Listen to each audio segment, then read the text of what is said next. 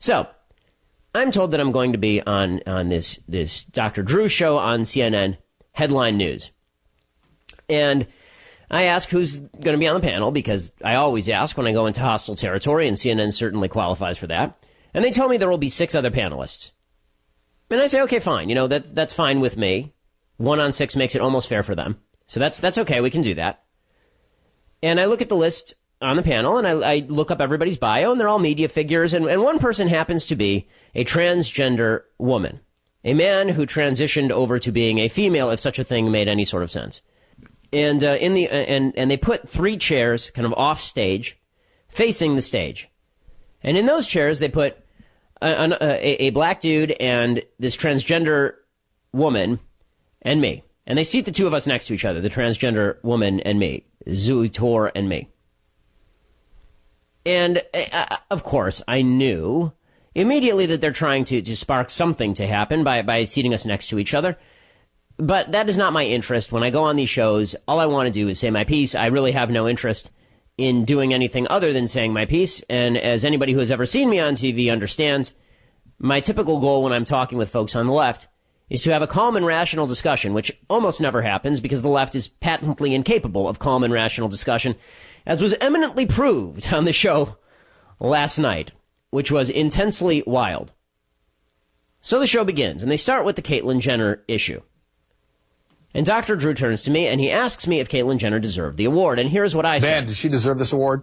For what?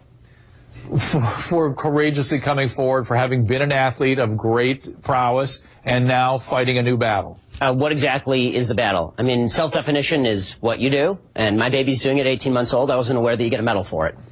And after I say this, Dr. Drew sort of moves on to the rest of the panel, and everybody is sort of talking about the brilliance and wonder of Caitlyn Jenner. One of the people on the panel, the black guy, he says something about how Caitlyn Jenner is how Caitlyn Jenner does not deserve the award because Caitlyn Jenner is a rich white woman from the hills, which seems odd because Caitlyn Jenner is a rich white man from the hills. And it always is weird to me when you have people who are willfully deluding themselves about things like, is Caitlyn Jenner a man? Okay, if you don't think Caitlyn Jenner is a man, then I dare you to date somebody who is exactly like Caitlyn Jenner as a straight male. If you think that Caitlyn Jenner is actually a woman, then I hope that you are perfectly willing to engage in sexual activity with someone who still has all of the male apparatus. Because that seems to be the argument that you're making. If gender is not only completely in the head, but also we're all supposed to recognize your version of your own gender, it's going to make things kind of awkward in the boudoir, to say the least.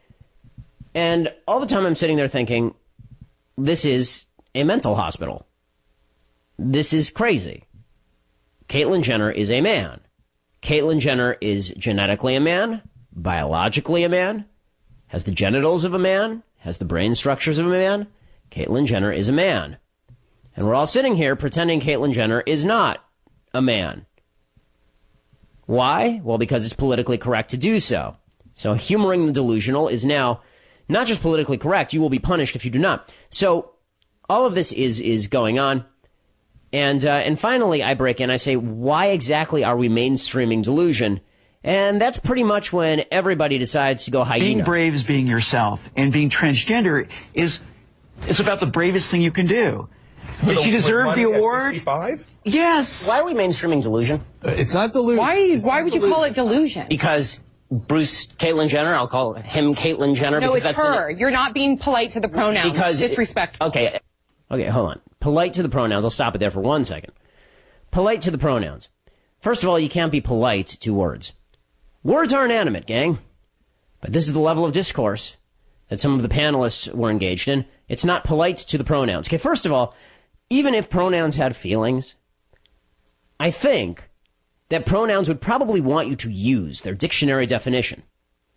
For example, when I say chicken, I don't mean dog. I mean, fascinating, right? When I say about a noun, right? When I say chicken, I don't actually mean dog or cow or monkey. I actually mean like the animal known as a chicken, by all humanity known as a chicken. When I say he, I don't mean a woman who thinks she's a man. I don't mean a woman who had an appendage sewn onto her. I don't mean a woman who cut out her breasts. I mean a man. He. I thought all of this was kind of basic. But the left's perversion has gone so far that it's not even basic anymore. So it's disrespect. So let me get this right. I am disrespecting the pronouns by using the definition of the pronouns. But the folks on the left are not disrespecting the pronouns by using the pronouns to describe precisely the opposite of what the pronouns were established to actually say. If you like that, it evolves from there, gang. Forget about the disrespect. Facts don't care about your feelings. It turns out that every chromosome, every cell in Caitlyn Jenner's body is male with the exception of some of his sperm cells. It turns out that his brain structure is male. It turns out that he still has all of his male appendages. How he feels on the inside is irrelevant to the question of his biological status. I don't agree with that. I'm not on that train. I'm not on that train. And everybody, I'm going to call her she. Not going to get on that train. No. And everybody jumps in. No, that's not me. I'm not going to say, because we all have to engage in the delusion. There's no social pressure, though, says Colin Coward. No social pressure at all. We're not on that train. No. We're not on that train. Okay, this is bizarre world, but it gets even more bizarre. Because then Dr. Drew, instead of answering the biological point, decides he's going to go to Zoe Tour. He goes to Zoe Tour. And Zoe, who used to be Mike, and is a man, who has had the transgender surgery, so inverted his genitalia and removed some of them, and has had hormone treatments, and all the rest of it, he goes to Zoe Tour. And that's when it starts to go off the rails, because instead of arguing the biology, instead of talking about the points that I was making, Zoe Tour decides to get insulting. So you don't know what you're talking about. You're not educated on genetics. Would you like to discuss the genetics? No. What are your genetics? So I'd stay away from the genetics and back to the brain scans. You cut that out now, or you'll go home in an ambulance. Okay, so here's what's happening on the tape, in case you can't see it. Okay, so he says that I don't know the genetics, and I say, can we discuss the genetics? And Dr. Drew says, let's just discuss the brain scans. And I say to Zoe Tur, who's called me ignorant, I say, what are your genetics, sir? Now, what pissed him off, apparently, is the use of the word sir, because now I'm saying that he's a male. Mainly I'm saying this because he's a male. You know, like in objective reality, how he's a dude. I'm saying that not because I mean for it to be insulting. There are other males on the panel. I am a male. I had never been aware of the fact that to name a male was insulting. It is not an ethnic slur. It is not some sort of degrading thing. In fact, I call all males sir. Particularly when I disagree, I call them sir. And as Mike Tur, who has now renamed himself Zoe Tur, is a man, I called him sir. But this was too much. And so Zoe Tur, because I'm not engaging in the delusion together, see, it's not just enough to tolerate, folks. You must accept and celebrate. Zoe Tur turns to me, grabs me by the back of the neck with his left hand, grabs me by the back of the neck, pulls me toward him, and then threatens to put me in an ambulance. And all this time, nobody on the set's doing a damn thing, right? No, nobody's doing anything. Everybody's just sitting there watching this. And, I mean, honestly, I'm taken aback because this is not normal behavior, okay? This has never happened to me before. Certainly not on national television. It's not normal behavior when you're in a conversation with someone for that person to threaten you with bodily harm while grabbing you. That's called battery.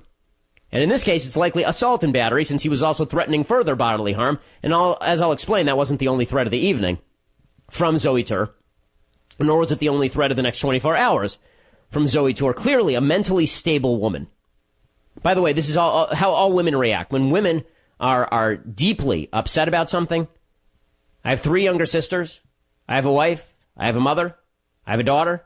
When women react to things, I know that typically what they do is they threaten you with physical bodily harm. That's not male at all. No. That's a deeply feminine aspect. You know, later, I was talking to my mother, an actual female, and she had seen this, and she said, at that point, she said, you're not acting very ladylike. It did not occur to me to say that at the time. Mainly because I was so taken aback by the whole situation that I was just kind of shocked. Now what's amazing about this, and you'll hear it play out the rest of the show, what was amazing about this is that the media have now equated me saying sir to a guy And him threatening me with bodily harm while exercising himself, while exerting himself in what is legally called battery. Battery is unwanted touching. When you touch somebody and you threaten them, that's battery. And for those who are wondering, yes, I fully intend on pressing charges because you don't get to get away with battery and assault on national television, criminal threats on national television. You don't get away with that simply because you're a member of one of the left's beloved protected victim classes. No, you don't. Because let me tell you something. If this situation had been reversed, and it never would because I'm a polite and decent human being, if this situation had been reversed and I had grabbed Zoe Tour, a transgender woman, by the neck and said, I'm going to send you home in an ambulance, I would have spent the night in jail. I would have spent the night in jail and I would have been prosecuted for hate crimes and my career would be over.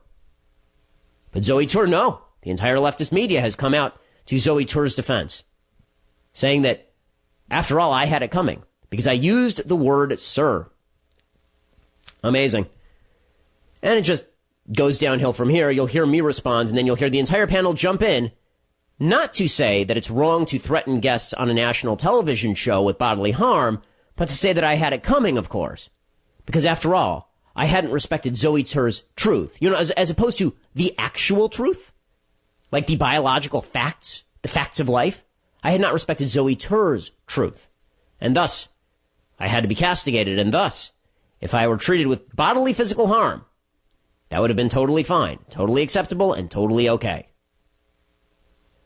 Yeah, these folks on the left, they're big freedom fighters on behalf of free speech, aren't they? Yeah, that seems mildly inappropriate for a political discussion. No, I know. Well, but wait, to be fair, but to be fair, you're actually being rude. And that's not fair. I'm sorry, it's not rude to say that someone who's biologically a male is a male. Someone who's biologically male is a male. But Mr. Shapiro, you knew very well that saying that to Zoe would be egregiously insulting. It's not a matter of insulting or inflammatory. It is. No, Dr. Drew is a male. Sir, you're right. On paper, what is a fact is a fact, and I can't deny that. That was my personal favorite part of this entire routine. On paper, you're right. On paper, you're totally right. No, not on paper. In biology. Paper has nothing to do with it. On paper, Zoe Tour's probably a chick. In biology, Zoe Tour is not. On paper, you're right. It degrades from there. The entire panel decides that I am the bad guy, of course, because, of course, I'm the bad guy. I'm not a member of the victimized class, gang, don't you see? And as a non-member of the victimized class, that means that no matter what the aggression is on the other side, I must be one of the aggressors. In fact, I loved the headline over at The Wrap today. The headline at The Wrap said, Transgender activist, Breitbart editor-at-large, nearly come to blows. Well, no, not really. I mean, I didn't threaten anyone at any time, nor did I even imply that I would be interested in threatening anyone at any time, because I'm not interested in threatening anyone at any time. Someone grabbed me by the neck and threatened me on national television, but I guess we came close to blows, according to the mainstream media. Amazing. When asked for comment, they said that they didn't feel any need to correct the headline, of course, because they didn't want to, let their readers know the truth. Okay, so this continues. Rolando Watt was one of the people on the panel. I couldn't remember her name. This is the black lady on the panel. And she says we need to show tolerance. There's some very startling statistics that are out that say that 80% of us know somebody who's gay or bisexual or even transvestite or lesbian. But only 1% of us know somebody who is in transition. So this is a new discussion for us. A lot of it is very scary for a lot of people. But that's, I think, whether we agree with the whole Caitlyn transition or not, the reality is that we are in a state as humanity right now where we need to exercise a little bit more tolerance. We need to understand the things that we don't understand a bit more. Instead of making inflammatory comments, maybe we have a little bit more tolerance. Inflammatory comments. Okay, let me say something about tolerance. As I said earlier, no one is saying that if Mike Tour wants to cut off his genitals, that he can't do that. No one I'm aware of has ever said that. No one is saying that Caitlyn Jenner can't chop up his chest. But I am going to say that you don't get to change an entire society's definition of gender because it's convenient for your mental illness. Where's your tolerance for the rest of society? Why isn't tolerance run both ways? I mean, I'm happy to tolerate sitting next to a transgender activist and having a discussion, apparently the transgender activist is significantly less tolerant. Tolerance, you see, only runs one way. And naturally, this is how it goes. So, I say what I say. I say that Zoe Tur is a man because Zoe Tur is a man by any objective definition, meaning any non-subjective in Zoe Tur's head definition. And Zoe Tur then turns around and starts calling me names because this is the only thing the left can do.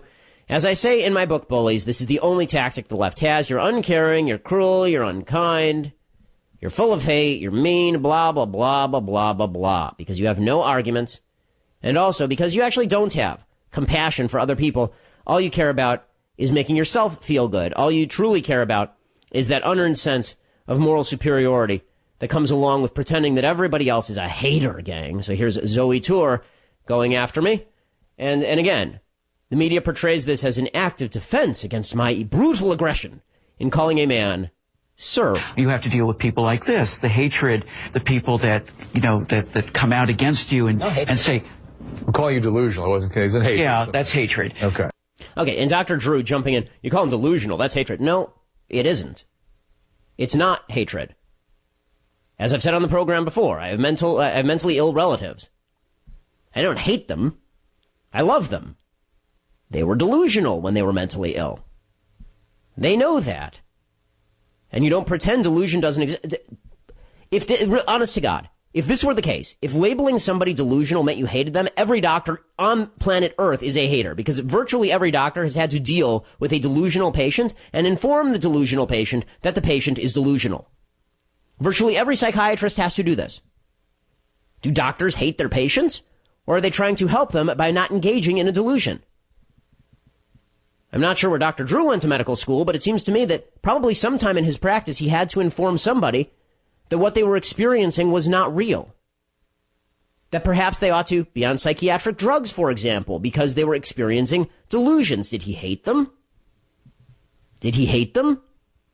According to Dr. Drew, I guess he did. I guess he hates everybody. This is just somebody that's I don't hate you. I have sympathy for you. I feel terrible for you. No, you do hate. You're consumed with hatred. That is who you are. You're a little man. Me? You're a little man. And this is how it goes, right? Here's this guy trying to emasculate me. You're a little man, as though this is emasculating to me. Right, and you're a large man who thinks he's a woman. So what? Is this supposed to get my goat somehow? Because it doesn't. My physical stature is of no consequence to this particular conversation. And this notion that I'm full of hate because I want to see people pursue actual cures, actual treatments that work. I mean, I say this to Dr. Drew later on the panel.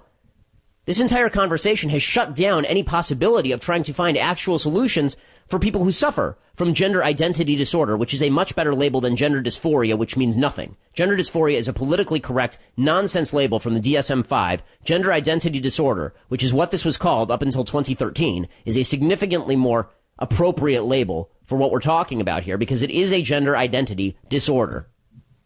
The problem is not with your genitals. The problem is in your mind. But, Zoe Tur just calls me names, and according to the left, this constitutes just a brilliant defense. Yeah, actually, I do. Let's stick to the topic. Let's not these first. But, I mean, that's okay. He can be whatever he wants. But the point is... Right. That's what this is all about, isn't it? It is. Isn't that what this is all about? Let's all come together. He can be whatever he wants. Well, no. That's not what you were saying 5 seconds ago when you were threatening to beat me up. It's not what he would say 5 seconds later either, when I'll fast forward a little bit. When Zoe Tur, after both segments were over, there were 2 segments. During the break, no one would look at me, right? Because I had said the unsayable. I had said that a man is a man. Ooh, cruel, inhumane, brutal. I said a man is a man. That means no one can look at you. And one of the other panelists, the black fellow who is sitting next to you, Zoe Tur, turns to Zoe Tur and says, well, I'm sure he felt the same way about black people in the 1930s. And I actually stopped him. I said, what are you talking about? Why would you possibly say that? What a nasty and cruel thing to say. Of course, he ignored that because this is what the left does. Remember, if you're part of the victimizing class, it doesn't matter what you say or what you do or what truths you are spouting. All that matters is you are the victimizer, no matter even if you are the victim in a particular setting. So during the break, the producers are all hovering around Zoe Tur. Are you okay? Are you okay? Can we move your seat? One of the producers kind of sidles up to me and says, are you okay? I say, yeah, I'm fine. I'm all right. And the next segment begins. Okay, so the segment ends. Fast forward, the segment ends. And Zooey Tour turns to me as he is leaving the set, because I have a couple of more segments on Donald Trump. Zooey Tour turns to me as he's leaving the set. And Zooey Tour says, "I'll see you in the parking lot." And I said, "No, you won't." And Zooey Tour leaves. Now, after all the segments are over, I go outside. The producers are all kind of, one of the guests, who shall remain nameless, sidles up to me and says, "You know, you were right." I said, "Yeah, I know I was right." And she's whispering, "I know, you were kind of right there." I said, "Yeah, no, I know. I'm aware." One of the producers comes out from backstage, whispers, "You know, you were kind of right there." I said, "Yeah, I know." But everybody has to whisper it, because if you say it out loud, ooh, you never know what ramifications that could carry. So the producers say, "Are you okay?" And I said, "Yeah, I'm fine. I'm okay." And they say, "Well," I said, he did say, you heard him. He said it pretty loudly. Other people heard. He said that he was going to meet me in the parking lot. Do we know that he's left? Not because I'm particularly afraid of this particular human being. Even if he happens to be a very macho man, I've a fair bit of foot speed. So if worst came to worst, I could always flee using my bravery. But in any case, I said to them, I don't want to see the headlines in tomorrow's paper. Conservative pundit beats up transgender activists in parking lot. I just don't see that going well. So can you please check that he's left? So they check the key cards and they say he's left. And then they have security escort me out to my car because they say, I was fine with the key card check. They said, "We'll have security escort you out to your car just in case." So they have security escort me out to my car because this is how the tolerant left operates, folks. The tolerant left, when it comes to facts they don't like, they're not so tolerant, it turns out. Speaking of which, this whole debate continues, and after Zooey Tour calls me a little man, which, by the way, I'm not sure why that's supposed to be an insult. Zooey Tour, by the way, would later go on Twitter and threaten to curb stomp me, which, for people who don't know what that is, curb stomping is where you force someone. If you've ever seen American History X, somebody does this in the movie. It's horrifying. It's where you force somebody to place their open mouth on a curb. You bite the corner of a cement street curb, and then the assailant stomps on your head. So Zooey Tour threatened to do that on Twitter. And what was the justification? I love this. Zooey Tour tweets out, quote, somebody tweeted out to Zooey Tour, "Transgendered people shouldn't be threatened with violence." I agree, which is why no one did that. But those who disagree with their views should be. And that was a sarcastic tweet from somebody. And Zooey Tour writes back, "Being called sir and mentally ill is violence."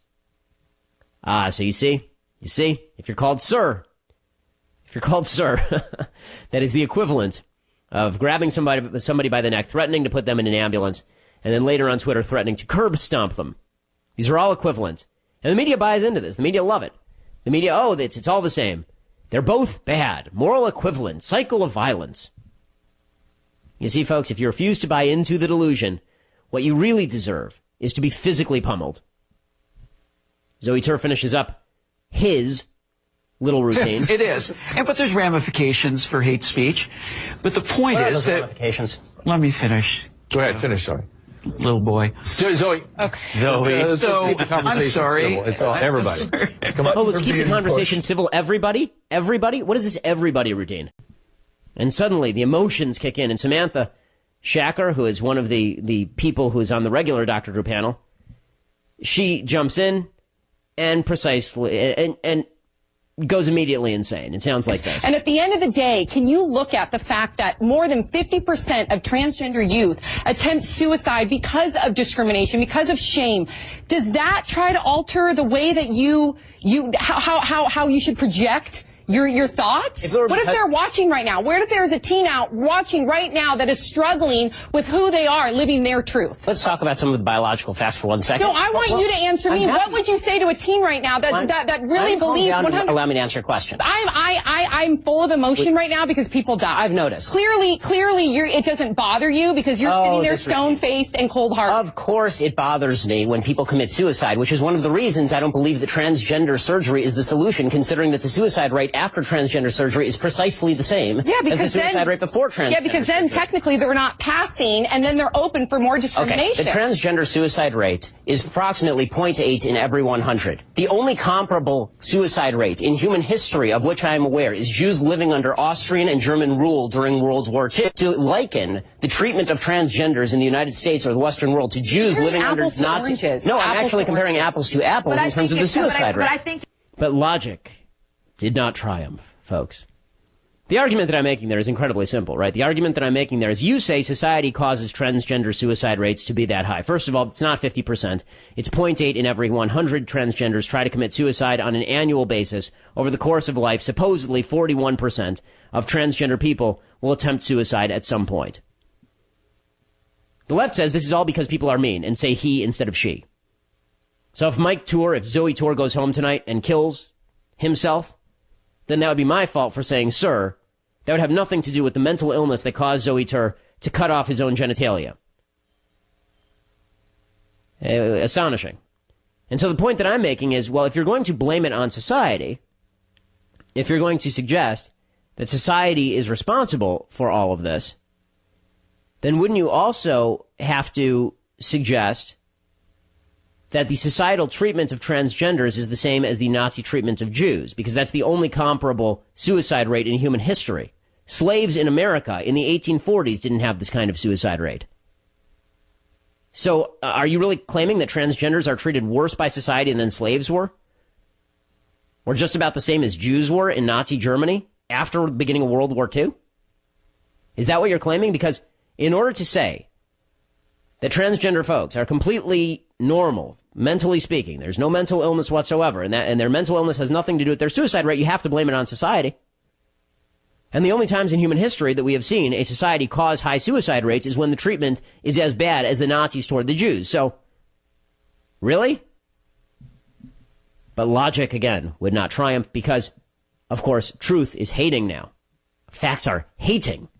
And so the entire panel goes ballistic, of course, and they say that I have to stop hating, stop hating, stop hating, stop hating, stop hating. By the way, this guy's going to assault you in the parking lot. And stop hating, tolerate. It's not, I'm happy to tolerate. Whatever people want to do is what they want to do, but the idea that the surgery itself is something to be glorified, to be reveled in, the mental illness. I think if you can bring up the difficulty that Jewish people have faced because of hatred, then why can't you as a human, as Dr. Maya Angelou would say, that I am human, so therefore nothing human can be alien to me.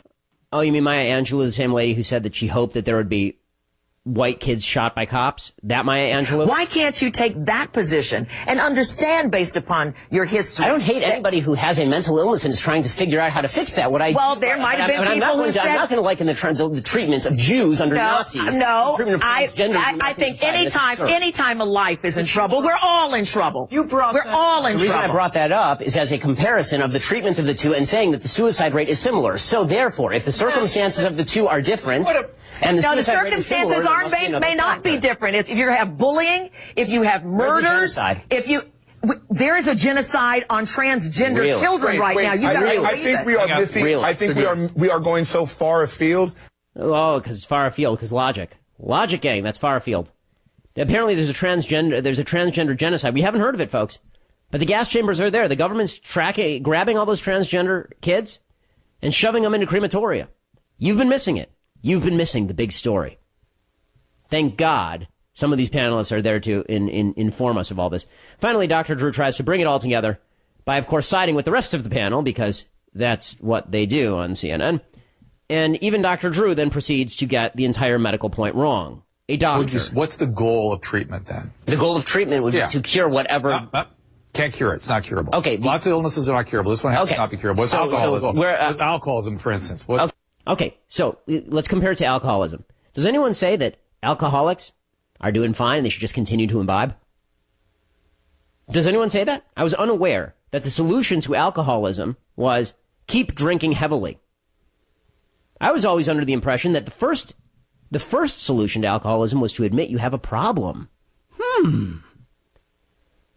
But then Dr. Drew continues along these lines digging himself in a hole that he can't get out of. What's the goal? So the goal would be to allow people to live with it in an appropriate way. To flourish, right? To flourish. Not to require them to assign to one gender or another, but to flourish, right? Without imposing on the rest of society a necessity for fictionalized thinking. Okay, because that actually is a cost to society. I'm sorry, but my grandfather was bipolar, okay? Yeah. And he thought that the radio was talking to him. Yeah. They put him in a mental hospital. They did not tell him the radio was talking to him to allow him to live a better life. They put him in a mental hospital, and then they gave him lithium, which allowed him to live a better life. Looking for better solutions than transgender surgery would be a better solution than pretending that transgender surgery is the cure. People are looking for treatments all the time. This has been this is stopping the look. No, it really isn't.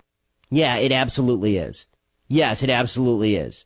Because whenever you stop classifying something as a mental illness and pretend there's nothing wrong with the mind, there's just something wrong with how you deal with it, you stop looking for solutions.